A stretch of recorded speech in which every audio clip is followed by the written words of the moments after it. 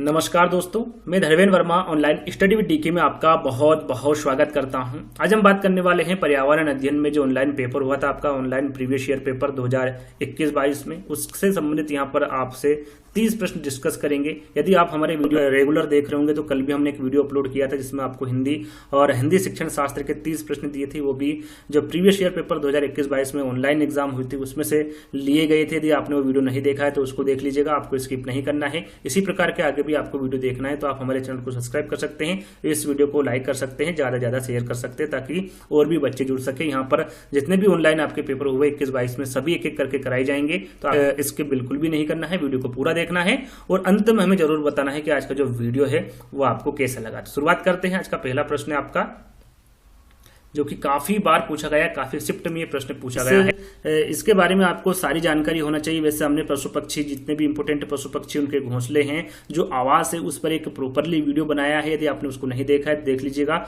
आपको सब समझ में आ जाएगा। यहाँ पर भी आपको बताया जाएगा। देखिए यहाँ पर स्लोथ के विषय में सही कथन आपको बताना है, सही कथन का चयन करना है। पहला हम विकल्प पढ़े कि स्लॉथ भालू जैसा दिखता है। बिल्कुल सही है, जो स्लॉथ है वो कैसा दिखता है, भालू जैसा दिखता है और दिन में लगभग 22 घंटे वृक्ष की शाखा पर उल्टे सिर लटकाकर सोता है। तो याद रखिएगा, जो स्लॉथ होता है ये 22 घंटे नहीं सोता है, तो पहला वाला जो विकल्प होगा वो आपका गलत होगा। दूसरा विकल्प है आपका स्लॉथ चिंपांजी वनमानुष जैसा दिखता है, तो आगे पढ़ने की आवश्यकता नहीं है क्योंकि स्लॉथ चिंपांजी जैसा नहीं दिखता है, ये भालू जैसा दिखता है। तीसरा विकल्प है स्लॉथ चिंपांजी वनमानुष जैसा दिखता है, प्रश्न वही है, सॉरी विकल्प वही है, तो ये भी आपका तीसरा वाला विकल्प भी गलत रहेगा। चौथा विकल्प स्लॉथ भालू जैसा दिखता है, बिल्कुल सही है और दिन में लगभग कितने घंटे सोता है, 17 घंटे वृक्ष की शाखा पर उल्टे सिर लटकाकर सोता है। तो आपका चौथा जो विकल्प होगा वो बिल्कुल सही होगा। यहां पर देखिए और क्या क्या पूछा जाता है स्लॉथ से संबंधित प्रश्न। जो स्लॉथ है ये कहां पर पाया जाता है, ये भी एक इंपोर्टेंट प्रश्न है, तो याद रखिएगा ये अमेरिका महाद्वीप। कहां पाया जाता है, ये अमेरिका महाद्वीप में पाया जाता है। इसकी लगभग आयु कितनी होती है ये काफी बार पूछा गया है, तो याद रखिएगा 40 वर्ष इसके लगभग आयु होती है।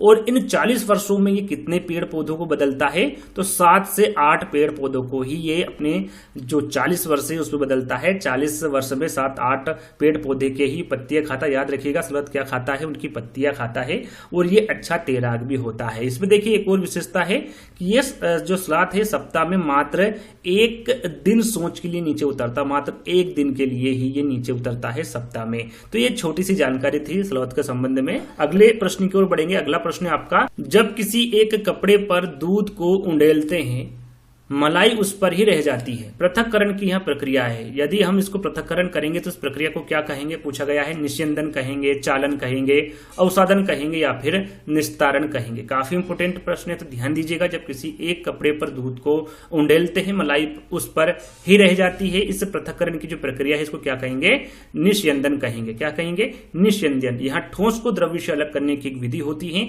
उदाहरण की हम बात करें, दूध को द्रव्य और क्रीम को ठोस होने के कारण निस्यंदन प्रक्रिया द्वारा इनका पृथक्करण किया जाता है। तो यहां पर आपका सही आंसर क्या होगा, निस्यंदन होगा।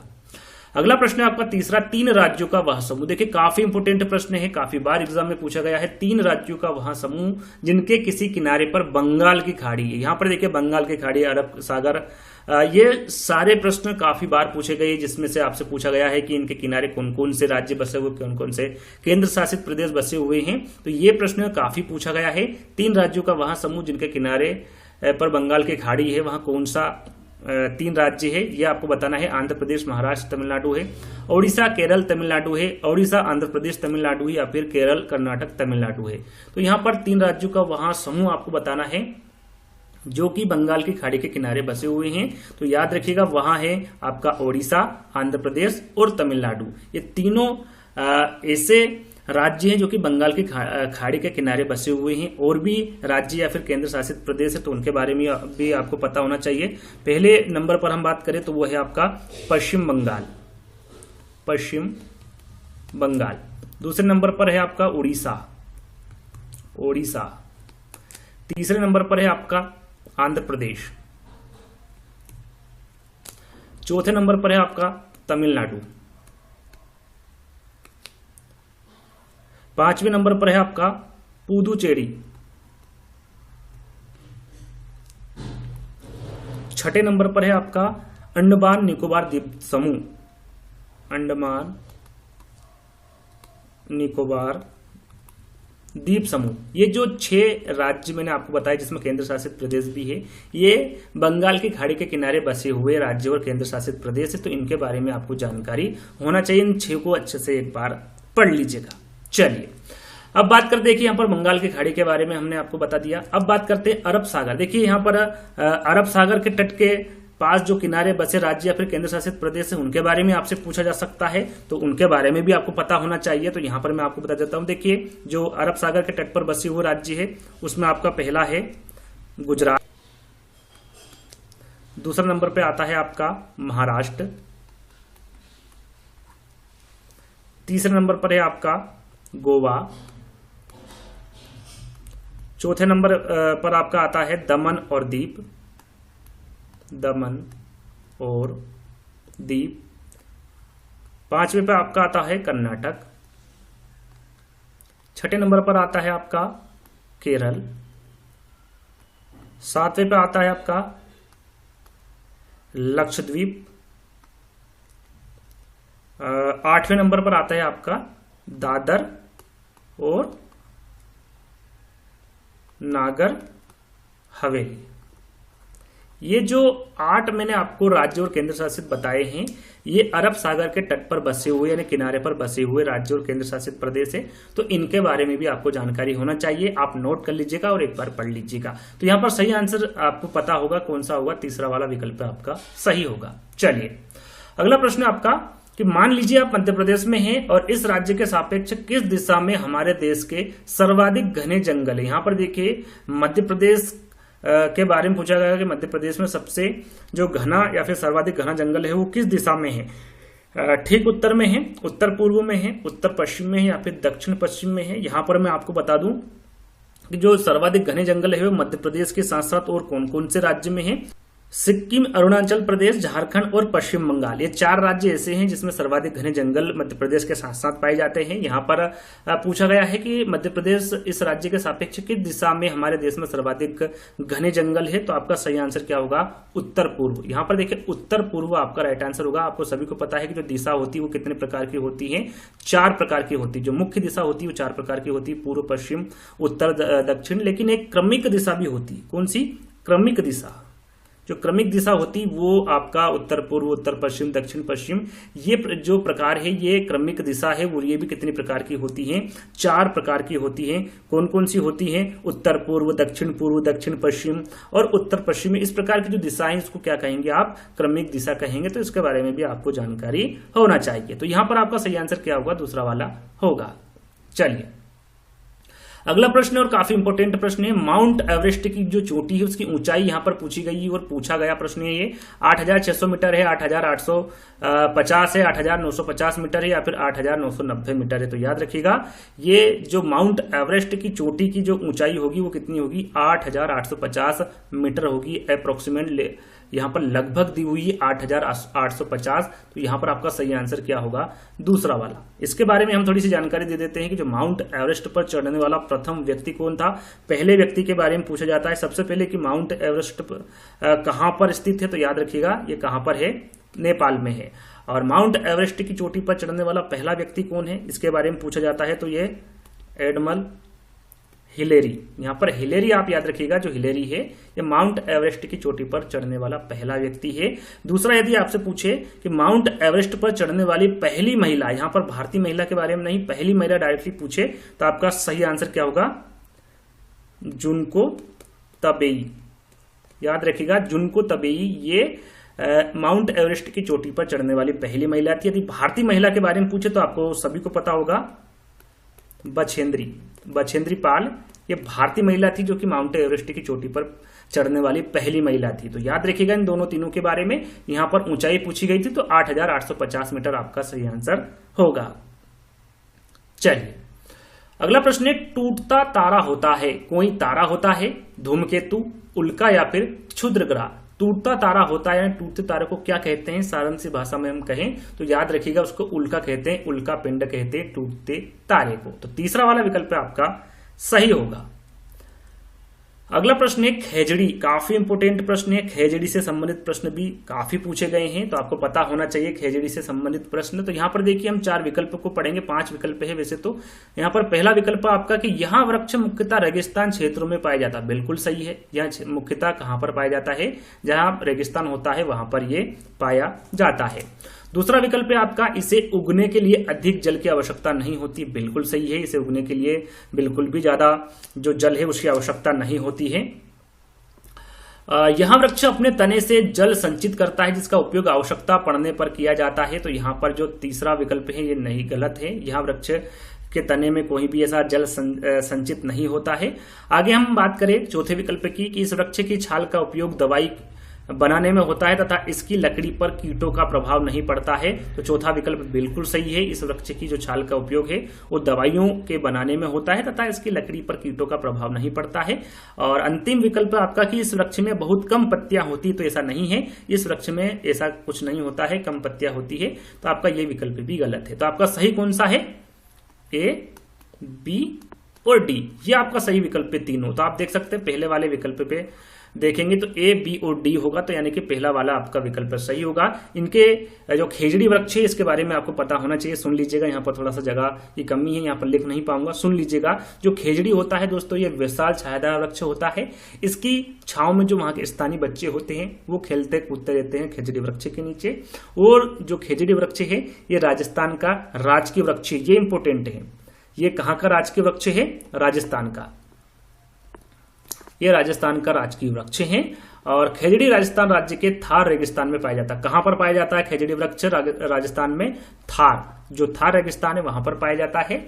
और खेजड़ी की जड़ें गहरी होती हैं, कम पानी में भी ये रह सकती है। खेजड़ी की छांव में वहां के स्थानीय बच्चे खेलते हैं, जैसे कि मैंने आपको बताया। और खेजड़ी की जो फली होती है उसका इस्तेमाल सब्जी बनाने में भी किया जाता है। और इसकी जो छाल है उसका प्रयोग दवा या फिर औषधि बनाने में की जाती है। और खेजड़ी की जो पत्ती का प्रयोग है वो चारा के लिए भी किया जाता है। तो ये सभी जो विशेषता बताई है किसकी बताई, मैंने खेजड़ी के वृक्ष के बारे में बताया है, जिसके बारे में आपको पता होना चाहिए। चलिए आगे हम बात करेंगे 8वें प्रश्न की। किसी छात्र द्वारा नीचे दिए गए कथन पर विचार कीजिए। मैं जिस क्षेत्र से आया हूं वहां पर क्या होता है, बारिश बहुत कम होती है, गर्मी बहुत पड़ती है, हमारे घर मिट्टी के बने होते हैं, घरों की दीवारें बहुत मोटी होती हैं और इन्हें मिट्टी से ही पोतकर सुंदर किया जाता है। साथ में घरों की छतें कटीली झाड़ियों से बनाई जाती है। तो यह छात्र निम्नलिखित में से किस राज्य से आया हो सकता है, आपको बताना है। जो छात्र है वो अपने क्षेत्र की विशेषता बता रहा है कि वहां पर बारिश बहुत कम होती है, गर्मी बहुत पड़ती है, हमारे घर की मिट्टी, हमारा जो घर है वो मिट्टी से बने होते हैं, उनकी जो दीवारें होती है वो बहुत मोटी होती हैं और उन दीवारों को मिट्टी से ही पोतकर सुंदर किया जाता है। उनकी घरों की छतें कटीली झाड़ियों से बनाई जाती है। इस प्रकार से एक छात्र बता रहा है उसके क्षेत्र के बारे में। तो आपको बताना है कि वो किस क्षेत्र से आता है, लद्दाख से, असम से, राजस्थान से या फिर उत्तर प्रदेश से। आपका सही आंसर क्या होगा, राजस्थान। जो राजस्थान है दोस्तों इसमें बारिश बहुत कम होती है, गर्मी बहुत अधिक पड़ती है और इनके जो घर होते हैं वो ज्यादातर मिट्टी के बने होते हैं, इनकी दीवारें मोटी होती हैं और इन मिट्टी से ही पोतकर इन्हें सुंदर किया जाता है। उनकी जो छतें होती, घरों की छतें, वो कटीली झाड़ियों से बनाई जाती है। यहाँ पर ये काफी बार एग्जाम में पूछा गया प्रश्न है। आपसे लद्दाख के बारे में पूछा जा सकता है, असम के बारे में, उत्तर प्रदेश के बारे में, और भी राज्य है उनसे संबंधित प्रश्न पूछे जा सकते हैं। आगे आएंगे तो मैं उनके बारे में बताऊंगा। चलिए 9वां प्रश्न है कि किसी सभा में अपना परिचय देते समय किसी छात्र के कथन पर विचार कीजिए कि मैं जिस जगह से आया हूं वहां के अधिकतर लोग सरसों के तेल में बनी पकी मछली खाना पसंद करते हैं। यहाँ छात्र किस जगह से आया हो सकता है, आपको बताना है कि वहां छात्र जो है, वहां जिस क्षेत्र से है वहां के जो अधिकतर लोग हैं वो सरसों के तेल में बनी या फिर पकी हुई जो मछली है वो खाना पसंद करते हैं। उस राज्य का नाम बताना है, उस क्षेत्र का नाम आपको बताना है। गोवा है, केरल है, कश्मीर है या फिर मिजोरम है। काफी इंपोर्टेंट प्रश्न है, इस प्रकार के प्रश्न भी एग्जाम में पूछे गए हैं। तो यहाँ पर सरसों के तेल में पकी हुई मछली खाते हैं वो कश्मीर होगा। याद रखिएगा कश्मीर में क्या होता है, वहां पर सरसों के तेल में बनी मछली खाना पसंद करते हैं। बाकी हम बात करें यहाँ पर सरसों के जगह पर, यहाँ पर यदि नारियल के तेल के बारे में पूछा जाता है कि नारियल के तेल में पकी हुई मछली कहां पर खाना पसंद करते हैं, तो याद रखिएगा वो गोवा में करते हैं। कहां पर, गोवा में। गोवा में नारियल में नारियल के तेल में पकी हुई मछली खाना पसंद करते हैं। और हांगकांग की हम बात करें, हांगकांग के बारे में पूछा जाता है तो यहाँ पर सांप का मांस खाया जाता है और उसे क्या कहते हैं, एग्जाम में पूछा जाता है, काफी इंपोर्टेंट है, तो उसे लिंगहू फेन, याद रखिएगा, लिंगहू फेन कहा जाता है। ये कहां पर खाया जाता है, हांगकांग में खाया जाता है सांप का मांस, या फिर सांप का जो सूप है वो भी वहां पर ही पिया जाता है। कहां पर, हांगकांग में, ये आपको याद रखना है। और टेपियोका के बारे में आपने सुना होगा, टेपियोका और नारियल वहां पर ज्यादा चलता है, तो कहां पर चलता है, कहां पर खाया जाता है, केरल में, याद रखिएगा, ये केरल में खाया जाता है। टेपियोका याद रखिएगा, इंपोर्टेंट है, पूछा जाता है।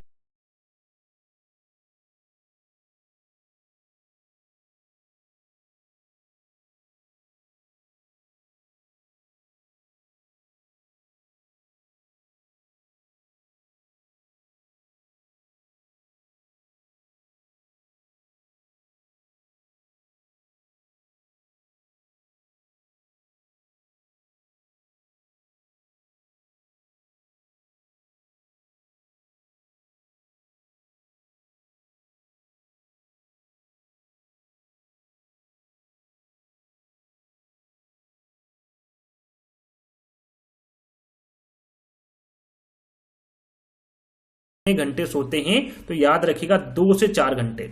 एग्जाम में पूछा गया है और काफी इंपोर्टेंट है कि हाथी कितने घंटे सोता है, तो मात्र 2 से 4 घंटे हाथी सोता है। तीसरा विकल्प है कि यहां तक कि 3 महीने की आयु के हाथी के बच्चे का जो भार होता है वो सामान्यतः लगभग कितना होता है, 200 किलोग्राम होता है। तीसरा विकल्प बिल्कुल आपका सही है। पहला गलत होगा, दूसरा गलत होगा, तीसरा विकल्प आपका बिल्कुल सही होगा। तो 3 महीने की आयु के हाथी के बच्चे का जो भार होता है सामान्यतः लगभग वो कितना होता है, 200 किलोग्राम का होता है। चौथा विकल्प है अधिकांश हाथी औसतन एक दिन में कितने घंटे सोता है, तो अभी मैंने आपको बताया कितने घंटे सोता है, 2 से 4 घंटे, ना कि 9 से 10 घंटे। यहां पर देखिए हाथी के बारे में और भी आपको जानकारी होना चाहिए, जैसे कि जो हाथी है वो सर्वाधिक कहां पर पाए जाते हैं, तो याद रखिएगा कर्नाटक।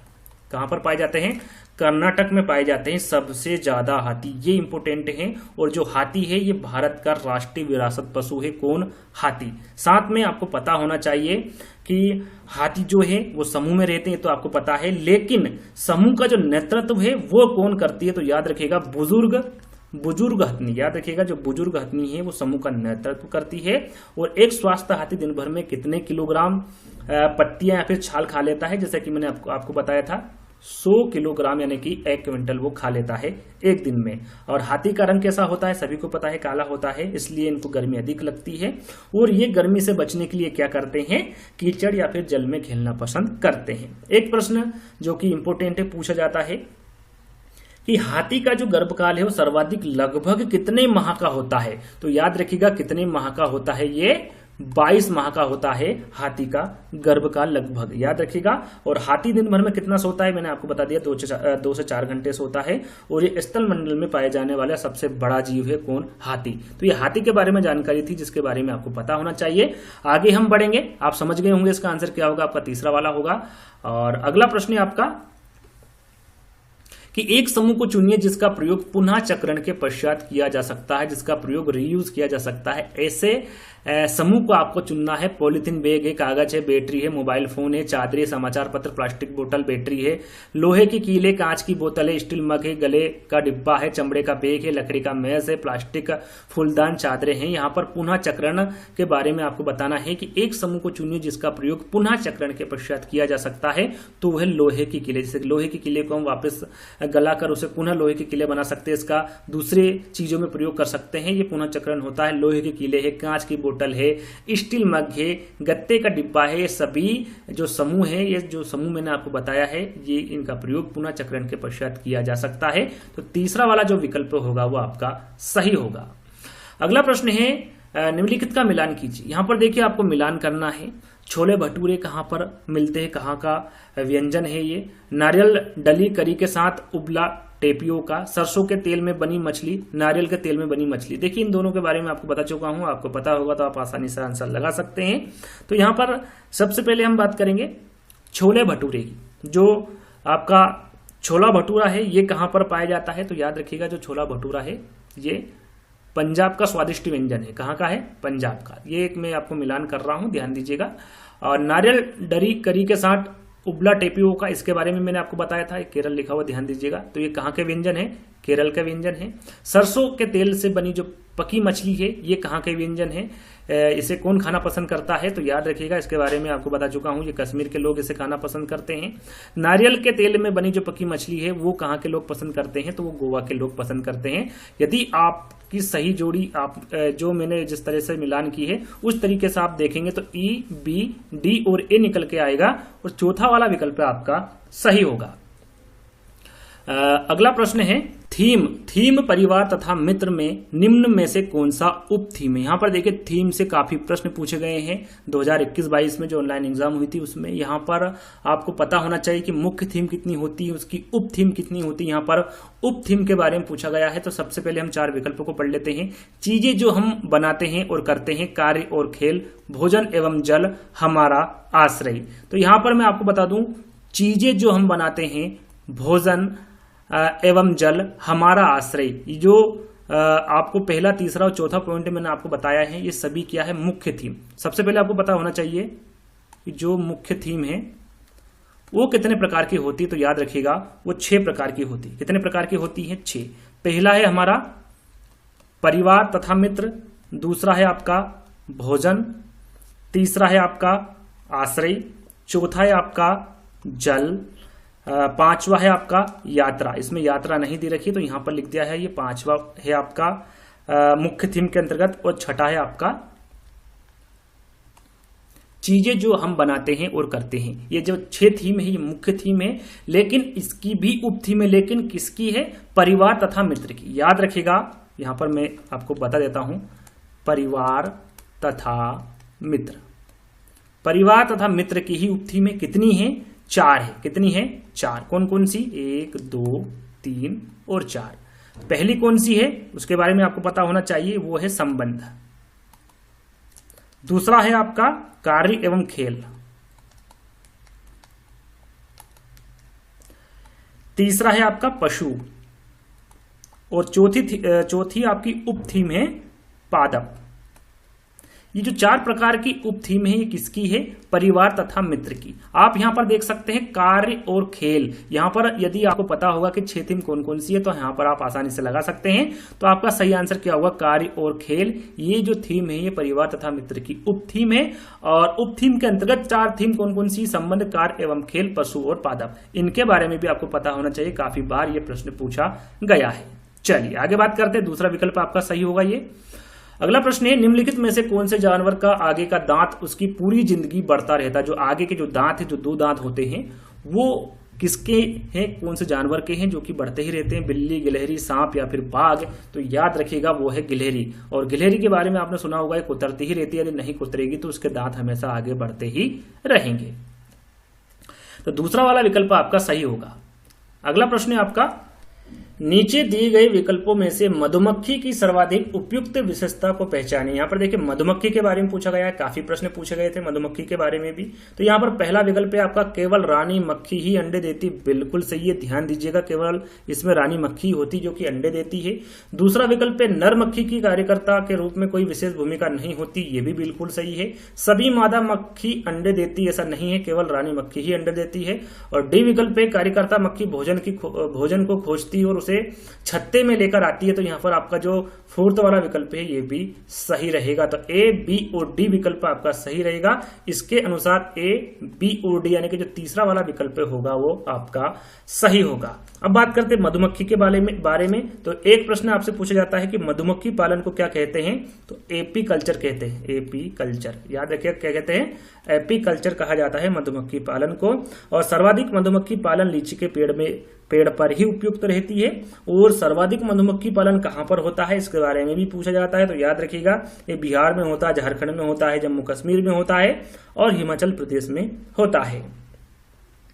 साथ में मधुमक्खी एक सामाजिक कीट है। देखिए प्रश्न पूछा जाता है कि सामाजिक कीट कौन सा नहीं है, ये प्रश्न पूछा गया है और उसमें विकल्प था आपका मधुमक्खी था और 3 विकल्प थे। एक विकल्प था आपका मकड़ी। मकड़ी जो जीव है ये एक सामाजिक कीट नहीं है, लेकिन मधुमक्खी एक सामाजिक कीट है और ये कॉलोनी या फिर बस्ती में रहती है, एक साथ रहती है। लेकिन जो मकड़ी है वो एक साथ नहीं रहती, वो अलग रहना पसंद करती है, इसलिए वो सामाजिक कीट के अंतर्गत नहीं आती है।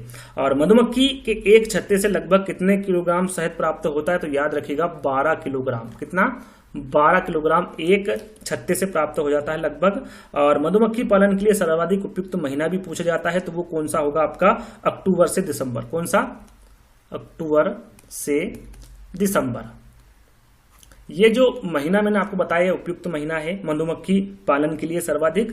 तो ये कुछ चीजें पॉइंट थे मधुमक्खी के बारे में। एक और पॉइंट आता है कि मधुमक्खी के छत्ते में एक रानी मक्खी होती है, कुछ राजा होते हैं और कुछ श्रमिक होते हैं। और ये जो भोजन की सूचना देते हैं वो किस प्रकार देते हैं अपने साथियों को मधुमक्खियां? तो यह नृत्य के द्वारा देती है। कैसे? नृत्य के द्वारा अपने भोजन की ये सूचना देती है। तो ये सारे पॉइंट आपको पता होने चाहिए। चलिए आगे बढ़ते हैं। अगला प्रश्न है आपका 16वां।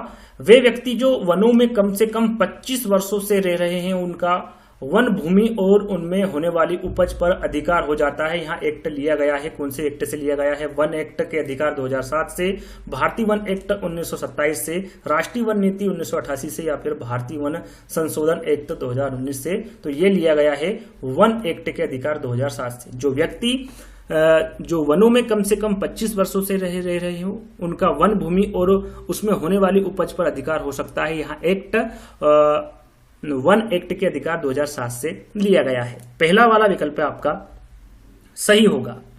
अगला प्रश्न है आपका झूम खेती। देखिए झूम खेती के बारे में आपको सभी को पता है, बताने की आवश्यकता नहीं है। जैव खेती, काट और दंग खेती, कीटनाशकों का सीमित उपयोग है या फिर रासायनिक खाद का सीमित उपयोग है। तो यहाँ पर देखिए जो झूम खेती है ये काट और दग्ध खेती होती है, इसे काट और दग्ध खेती कहते हैं। और इसे आग प्रति, याद रखिएगा इस खेती को जो झूम खेती, इसे आग प्रति खेती के नाम से भी जाना जाता है। और ये कहाँ पर होती है? सबसे ज्यादा भारत में पूछा जाता है। तो याद रखिएगा ये उत्तर पूर्वी क्षेत्रों में होती है। कहाँ पर? उत्तर पूर्वी क्षेत्र, जैसे कि असम, मणिपुर, मिजोरम और नागालैंड, इन 4 राज्यों में झूम खेती अधिकतर होती है। तो यहाँ पर जो सही आंसर होगा आपका दूसरा वाला होगा। अगला प्रश्न है एक मिनट। अगला प्रश्न है आपका रोनाल्ड रोस को 1902 में चिकित्सा के क्षेत्र में नोबेल पुरस्कार रिक्त स्थान शोध के लिए मिला। कौन से शोध के लिए मिला था रोनाल्ड रोस को 1902 में चिकित्सा के क्षेत्र में नोबेल पुरस्कार? डेंगू मच्छर से फैलता है, मलेरिया मच्छर से फैलता है, चिकनगुनिया मच्छर से फैलता है या फिर प्लेग पिस्सू से फैलता है? तो इनको जो दिया गया था मलेरिया मच्छर से फैलता है। जो मलेरिया है वो मच्छर से फैलता है। ये जो शोध किया था ये रोनाल्ड रोस के द्वारा किया गया था। कब? 1902 में चिकित्सा के क्षेत्र में, इसलिए इनको नोबेल पुरस्कार प्रदान किया गया था। तो दूसरा वाला विकल्प आपका सही होगा। अगला प्रश्न है सिनकोना पेड़ के किस भाग का उपयोग मलेरिया के उपचार के लिए किया जाता है? सरल सा प्रश्न है, सभी को पता होगा। जड़, छाल, पत्ते या फिर बीज? तो यहाँ पर सही आंसर होगा अपना छाल। सिनकोना पेड़ के छाल भाग का उपयोग मलेरिया के उपचार के लिए किया जाता है। तो यहाँ पर छाल यानी कि बी वाला जो विकल्प होगा वो आपका सही होगा। चलिए अगला प्रश्न है सांप के जहरीले दांतों को कहा जाता है। देखिए सांप के बारे में आपको जानकारी होना चाहिए। वैसे ये एक वीडियो मैंने सांप से संबंधित ही बनाया था जिसमें आपको समझाया भी था और प्रश्न भी दिए थे। तो सांप के जहरीले दांतों को क्या कहा जाता है? कसक कहा जाता है, विषदंत कहा जाता है, कृतंक या फिर छेदक कहा जाता है या फिर सल्क कहा जाता है। तो सांप के जहरीले दांतों को क्या कहा जाता है? विषदंत कहा जाता है। क्या कहा जाता है? विषदंत कहा जाता है। देखिए सांप के बारे में आपको जानकारी दूंगा, 1 बाय 1 करके सुनिएगा। सांप आपको सभी को पता होगा, सांप एक रेंगने वाला सरीसृप प्रजाति का जीव होता है। एक प्रश्न पूछा जाता है कि भारत में कुल कितने जहरीले सांप होते हैं? तो याद रखिएगा 4 होते हैं। कितने होते हैं? 4 भारत में जहरीले सांप होते हैं। कौन कौन से? पहला है नाग, जिसको हम कोबरा भी कहते हैं। दूसरा है आपका करेत, ये आगे प्रश्न आएगा, इसके बाद वाला ही प्रश्न है, ध्यान दीजिएगा। तो यहाँ ध्यान नहीं दिया तो आप अगला प्रश्न गलत कर सकते हैं। तीसरा है आपका अफई और चौथा है आपका दुबोइया। ये 4 प्रकार के भारत में जहरीले सांप पाए जाते हैं जिनके बारे में आपको जानकारी होना चाहिए। और बात करें आगे कि जो सांप के काटने की जो दवा होती है वो सीरम सांप काटने की जो दवा होती है सीरम सांपों के जहर से ही बनाई जाती है, इसके बारे में तो आपको पता होगा। और सांप के 2 विषैले दांत होते हैं। कितने होते हैं? 2 विषैले दांत होते हैं, जिसको क्या कहा जाता है?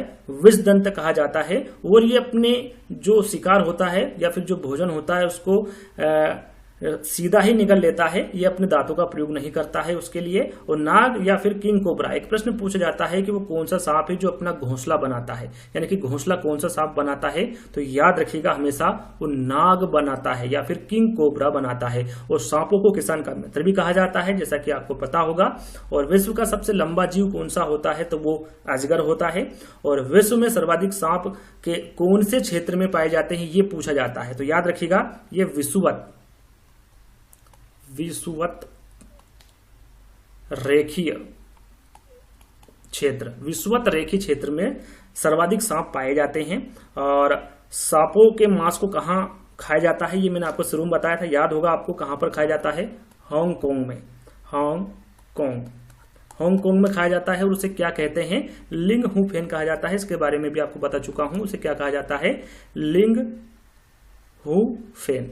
उसको क्या कहा जाता है? लिंग हू फेन कहा जाता है। सांप के कान नहीं होते हैं, आपको पता होगा, लेकिन वहां ध्वनि के कंपनी को महसूस कर सकता है। सपेरा जब बीन बजाता है तो बीन से निकली ध्वनि की कंपनी के अनुसार वो अपनी अनुक्रिया करता है। आपने देखा होगा जब सपेरा धुन अपने निकालता है बांसुरी से, जो भी उसकी बिसुरी बीन से निकालता है, तो उसके कंपन से वो मूवमेंट करता है, अपनी प्रतिक्रिया करता है, ना कि उसके कान होते हैं। तो याद रखिएगा सांप के कान नहीं होते हैं। तो यहां पर मैं सांप के बारे में संपूर्ण जानकारी आपको दे चुका हूं, आपका सही आंसर भी बता चुका हूं, दूसरा वाला होगा। आगे बढ़ते हैं, अगला प्रश्न है आपका, जैसा कि अभी मैंने आपको बताया था सांप के बारे में, और ये वही प्रश्न है कि निम्नलिखित में से भारत में मिलने वाला कौन सा सांप जहरीला नहीं होता? कितने प्रकार के सांप बताए थे? 4, और 4 में से एक इसमें ऐसा है, 4 विकल्प में से जो कि जहरीला नहीं है। कौन सा है? दुबोइया, मैंने बताया था दुबोइया जहरीला होता है। अफाई, ये भी जहरीला होता है। करेत के बारे में बताया था, ये भी जहरीला होता है। पाइथन, जिसे भारतीय सेल अजगर कहते हैं, ये जहरीला नहीं होता है। तो तीसरा वाला विकल्प आपका सही होगा। अगला प्रश्न है, वर्मी कंपोस्टिंग एक विधि है जिसमें खाद बनाने में रिक्त स्थान उपयोग होता है। क्या होता है? फीताकृमि होता है, जोंक होता है, केचुए होते हैं, या फिर अंकुशक्रमी जिसे हुक वर्म भी कहते हैं। तो ये क्या होता है? तो याद रखिएगा ये केचुए होते हैं उपयोग में, और इसे किसान का मित्र भी कहा जाता है। पश्मीना ऊन, यानी कि पश्मीना ऊन के बारे में आपने सुना होगा, स्वेटर भी इसकी बनती। पश्मीना ऊन किस जानवर से मिलती है? भेड़ से, ऊंट से, बकरी से, एल्पेका से, किससे बनती है? तो सभी को पता है, सरल सा प्रश्न है, ये बनती है बकरी से। पश्मीना ऊन बकरी से मिलती है। तो यहाँ पर तीसरा वाला विकल्प है आपका सही। अधूरे जले जीवाश्म ईंधन से क्या फैलती है? CO फैलती है, CO2 फैलती है, SO2 या फिर NO? यहाँ पर देखिए अधूरे जले जीवाश्म ईंधन से क्या फैलती है? तो याद रखिएगा ये CO फैलती है, कार्बन मोनोऑक्साइड। यहाँ पर पहला वाला विकल्प आपका सही होगा। अगला प्रश्न है, पौधों में पानी देने के लिए प्रयुक्त तकनीक जिसमें संकीर्ण गलियों से पानी सीधा पौधे के आकार में दिया जाता है, वह क्या कहलाती है? नैनो सिंचाई, माइक्रो या फिर लघु सिंचाई, फेम्टो सिंचाई या फिर ट्रिप सिंचाई? तो वहाँ पौधे में पानी देने के लिए प्रयुक्त तकनीक जिसमें संकीर्ण नलियों से पानी सीधा पौधे के आधार में दिया जाता है, वहाँ ड्रिप सिंचाई कहते हैं, जिसे बूंद सिंचाई के नाम से भी जाना जाता है। यहाँ पर 4th वाला विकल्प आपका सही होगा।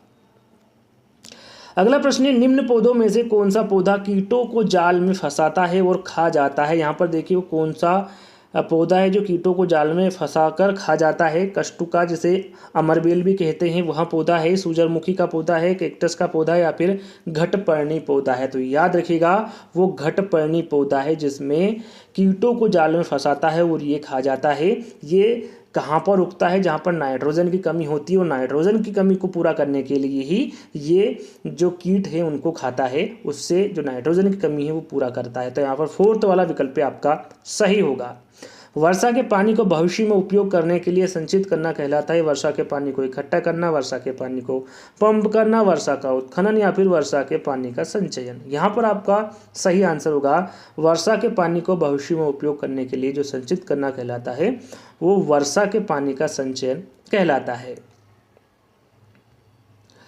निम्नलिखित में से कौन से रोग मच्छर से फैलते हैं? ये प्रश्न पहले भी पूछा जा चुका है, यानी कि ऑफलाइन में भी पूछा जा चुका है और ऑनलाइन एग्जाम में भी पूछा जा चुका है। Malaria, pneumonia, dengue, chikungunya. यहाँ पर कूट में आपको आंसर देना है। तो देखिए, रोग जो मच्छरों से फैलता है वो मलेरिया है, डेंगू है और चिकनगुनिया है। जो निमोनिया है ये मच्छरों के काटने से नहीं फैलता है। तो ACOD कहाँ पर लिखा हुआ है? ACOD तो तीसरे वाले में विकल्प में लिखा हुआ है और तीसरा विकल्प आपका सही होगा।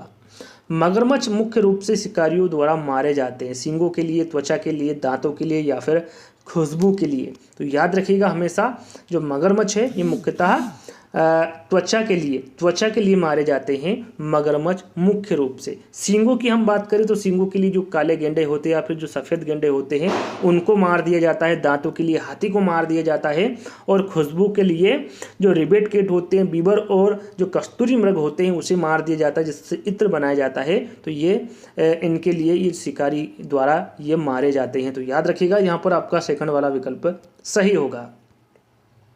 अगला और अंतिम प्रश्न है, बोरा चिपचिपे चावल की एक सामान्य किस्म है, यह मुख्य रूप से पाया जाता है। कहाँ पर पाया जाता है? असम में, बिहार में, उड़ीसा में या फिर तमिलनाडु में। तो याद रखिएगा, ये असम में पाया जाता है। कहाँ पर? असम में पाया जाता है।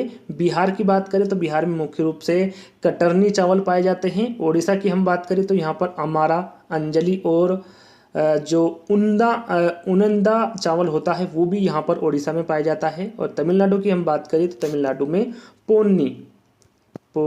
जो पोनी चावल है ये तमिलनाडु में पाया जाता है। तो यहाँ पर जो 30 प्रश्न थे आज के, जो कि ऑनलाइन एग्जाम में पूछे गए हैं 2021-22 में जो पेपर हुआ था उसमें पूछे गए हैं। तो आज का वीडियो आपको कैसा लगा कमेंट्स के माध्यम से बताना है। और भी यदि आपको इसी प्रकार के वीडियो चाहिए तो आप हमें कमेंट्स के माध्यम से बता सकते हैं, जल्दी ही हम बना देंगे। तो जल्दी ही दोस्तों एक नई वीडियो के साथ मिलेंगे, जब तक के लिए धन्यवाद।